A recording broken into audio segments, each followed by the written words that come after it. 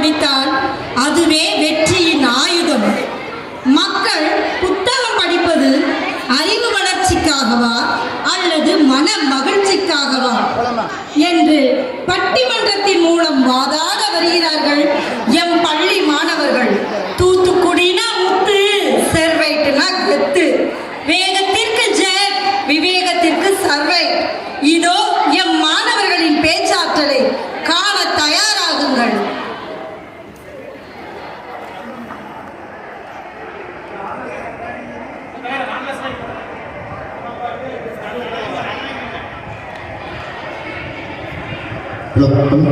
அருமையானதொரு கலை நிகழ்ச்சிகளை 6வது புத்தக திருவிழாவிலே தந்த என் ஜோசப் மெட்ரிக் மேல்நிலைப்பள்ளி மங்களகிரி மாணவருக்கு ஒரு அரங்கம் நிறைந்த பலத்த கரகோஷத்தோடு தூத்துக்குடி மாவட்ட நிர்வாகத்தின் சார்பாக நன்றியை தெரிவித்துக் கொள்கின்றோம். தொடர்ந்து கலை நிகழ்ச்சிகளை தருவதற்காக வருகிறார்கள் செர்வை பள்ளி மாணவ மாணவியனுடைய கலை நிகழ்ச்சிகள் இதோ. மக்கள் புத்தகம் வாசிப்பது அறிவு வளர்ச்சிக்காகவா அல்லது மன மகிழ்ச்சிக்காகவா? மக்கள் புத்தகம் வாசிப்பது அறிவு வளர்ச்சிக்காகவா அல்லது மன மகிழ்ச்சிக்காகவா? முத்தமிழுக்கு என் முதல் வணக்கம். இங்கு புத்தக திருவிழாவை சீரும் சிறப்புமாக நடத்தி கொண்டிருக்கும் மாவட்ட நிர்வாக அதிகாரிகளுக்கும் இங்கு கூடியிருக்கும் அனைத்து தூத்துக்குடி வாசிகளுக்கும் எம் சர்வை பள்ளியின் சார்பாக வணக்கத்தை தெரிவித்துக் கொள்கிறேன். ஆகஸ்ட் மாதம் என்றாலே தூத்துக்குடியில் திருவிழாதான். கடந்த 2 வாரங்களுக்கு முன்பாக நாம் ஆன்மீக திருவிழாவை கொண்டாடினோம். இப்பொழுது இங்கே அறிவு திருவிழாவை கொண்டாடி கொண்டிருக்கிறோம். நூலைப்படி, சங்கத்தமிழ் நூலைப்படி, முறைப்படி நூலைப்படி, காலையில் படி, கடும்பகல் படி, மாலை இரவு பொருள்படும் படி, கற்பவை கற்றபடி, வள்ளுவன் சொன்னபடி, கற்கதான் வேண்டும் அப்படி, கல்லாதவன் வாழ்வதெப்படி, பொய்யிலே முற்காற்படி, புரட்டிலே காற்படி, வையகமே ஏமாறும்படி, வைத்துள்ள நூல்களை ஒப்புவதெப்படி, தொடங்குகையில் வருத்தும்படி, இருப்பினும் ஊன்றிப்படி, அடங்காத இன்பம் மறுபடி ஆகுமென்ற ஆன்றோர் சொன்னபடி, நூலைப்படி, சங்கத்தமிழ் நூலைப்படி, முறைப்படி நூலைப்படி என்ற பாரதிதாசனின் கவிதையின்படி நாம் ஒவ்வொரு நாளும் நூல்களை படிக்க வேண்டும். ஆம், படிக்க படிக்க நூல்கள் படிக்கட்டுகளாக மாறும் என்றும் அறிவை வளர்க்கும் என்றும் வாதாட வந்திருக்கின்றனர் அறிவு அணியினர். இல்லை இல்லை, அறிவு பெருத்தவன் நோவு பெருத்தவன். புத்தகத்திற்கு ஏன் நூல் என பெயர் வந்தது தெரியுமா? நூலானது ஒரு மனிதனின் காது வழியாக சென்று அவன் மனதில் உள்ள கிழிசல்களை தைக்கும். ஆம், நூலகம் ஒரு மன மருத்துவ நிலையம். நூல்கள் நமது மனதிற்கு மகிழ்ச்சி தரும் மருந்து என்று எதிர்த்து வாதாட வந்திருக்கின்றனர் மகிழ்ச்சி அணியினர். இப்பொழுது புத்தகம் வாசிப்பது அறிவு வளர்ச்சிக்கே என பேச வருகிறார் எம் பள்ளி மாணவி ஷாலினா. ஷாலினா உண்மையிலே அறிவாளிதான். வாங்க ஷாலினா.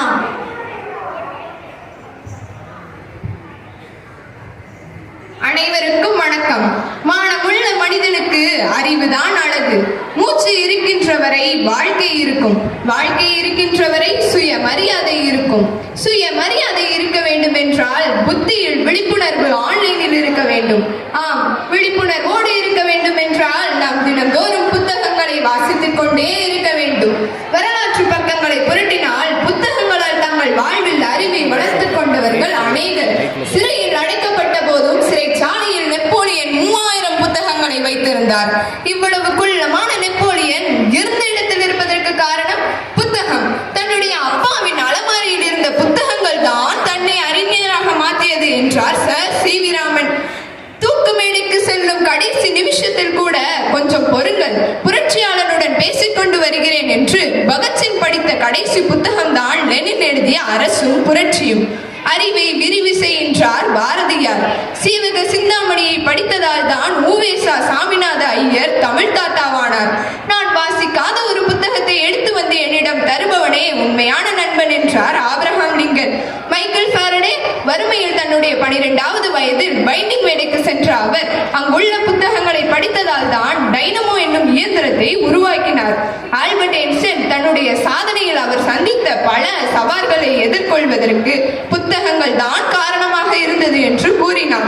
ஒருமுறை பத்திரிகையாளர் ஒருவர் ஆல்பர்ட் ஐன்ஸ்டைனிடம் உலகிலேயே மிகச் சிறந்த கண்டுபிடிப்பு எது என்று கேட்டார். அதற்கு ஆல்பர்ட் ஐன்ஸ்டைன் சிறிதும் யோசிக்காமல் புத்தகம் என்றார். ஆம், உலகிலேயே மிகச் சிறந்த கண்டுபிடிப்பு புத்தகம். நாம் அதை மீண்டும் மீண்டும் வாசித்தால் நமது அறிவு வளரும்.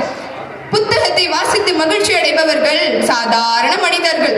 புத்தகத்தை வாசித்து அறிவை வளர்த்துக் கொள்பவர்கள் சாதனையாளர்கள். எனவே நாங்கள் தான் சாதனையாளர்கள் என்று கூறிக்கொண்டு வாய்ப்பளித்தமைக்கு நன்றி கூறி விடைபெறுகிறேன். நன்றி. அருமை அருமை. புத்தகம் படித்ததால் தங்கள் வாழ்க்கையில் எவ்வாறெல்லாம் முன்னேறினார்கள் என பல அறிவியல் அறிஞர்களையும் சான்றோர்களையும் எடுத்துக்காட்டால் கூறிவிட்டு சென்றார் ஷாலினா. இப்பொழுது புத்தகம் வாசிப்பது மன மகிழ்ச்சிக்கே என வாதாட வருகிறார் சாண்டியோ. சாண்டியோ உண்மையிலே மகிழ்ச்சியானவர் தான். வாங்க சாண்டியோ. அனைவருக்கும் இனிய வணக்கம்.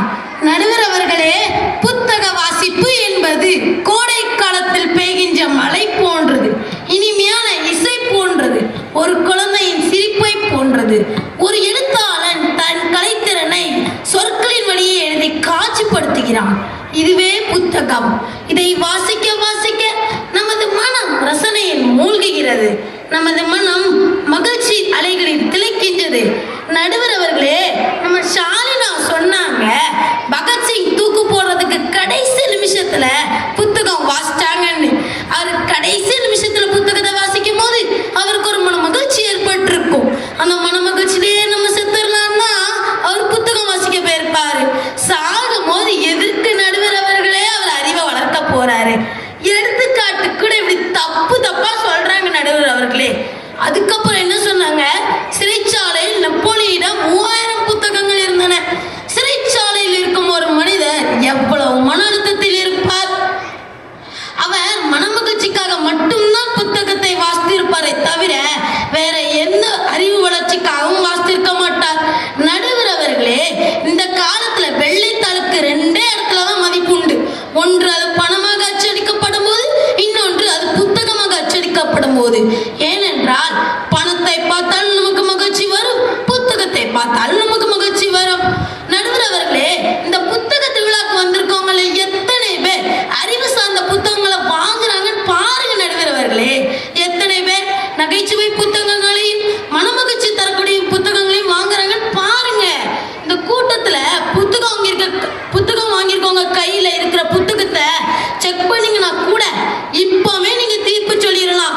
எனவே மக்கள் புத்தகம் வாசிப்பது மனமகிழ்ச்சிக்காகவே என்று கூறி வாய்ப்பளித்தமைக்கு நன்றி கூறி விடைபெறுகிறேன். நன்றி, வணக்கம். சபாஷ், சரியான பதில்.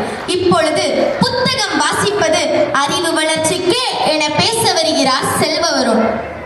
அனைவருக்கும் எனது இனிய வணக்கங்களை தெரிவித்துக் கொள்கிறேன்.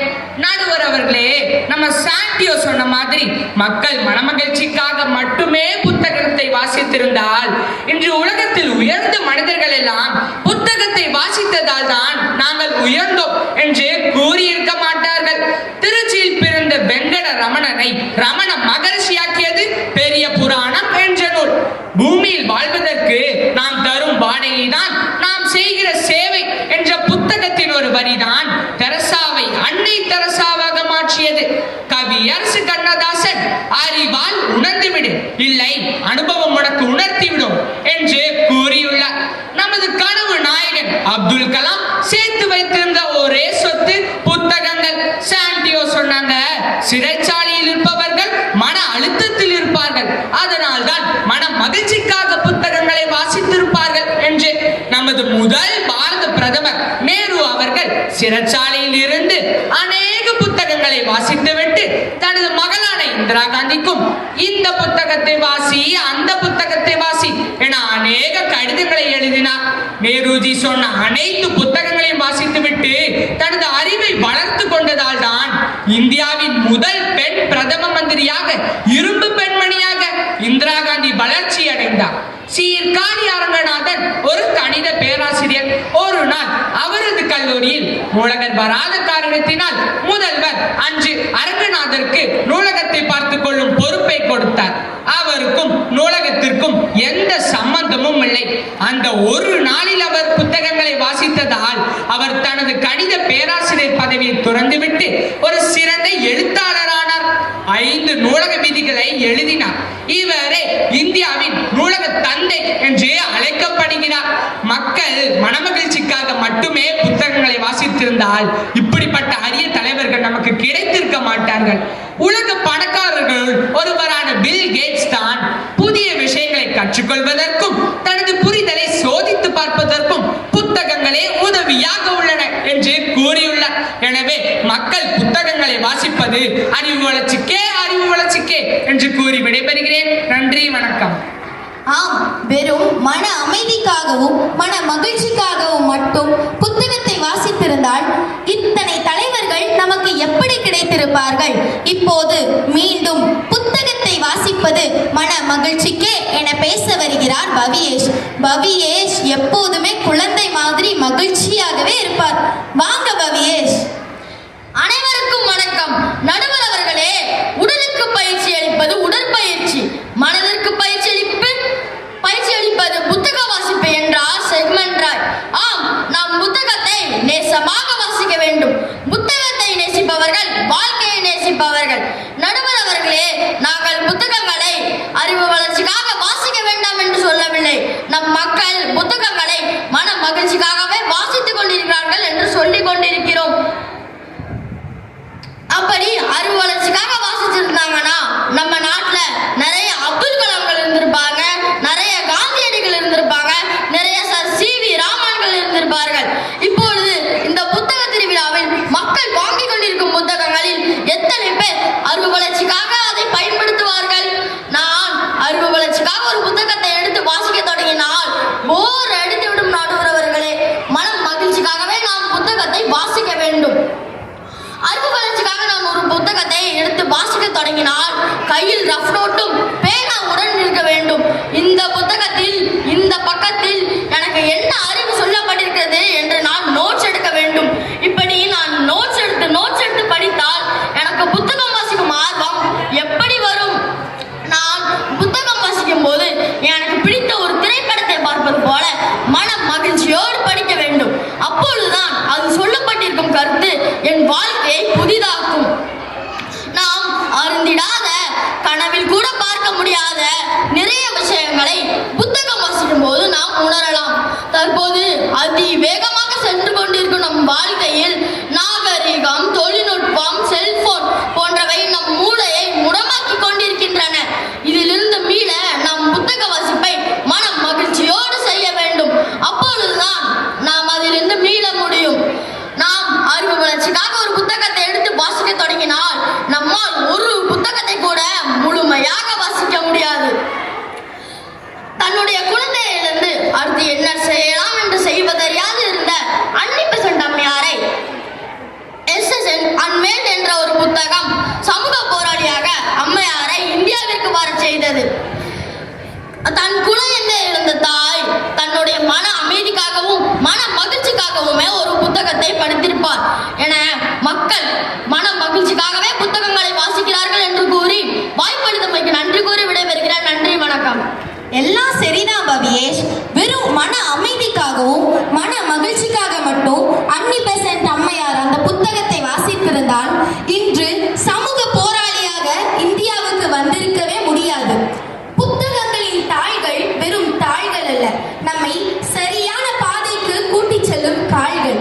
புத்தகங்களை மன மகிழ்ச்சியுடன் படித்து அதில் உள்ள பொக்கிஷங்களான அறிவு அனுபவங்களை கற்றுக்கொள்ள வேண்டும். எனவே புத்தகத்தை வாசிப்பது வெறும் மன மகிழ்ச்சிக்காக மட்டுமல்ல, புத்தகத்தை வாசித்ததால் தான் அறிவை வளர்த்து கொண்டோம் என்று தீர்ப்பளித்து விடைபெறுகிறேன். நன்றி, வணக்கம்.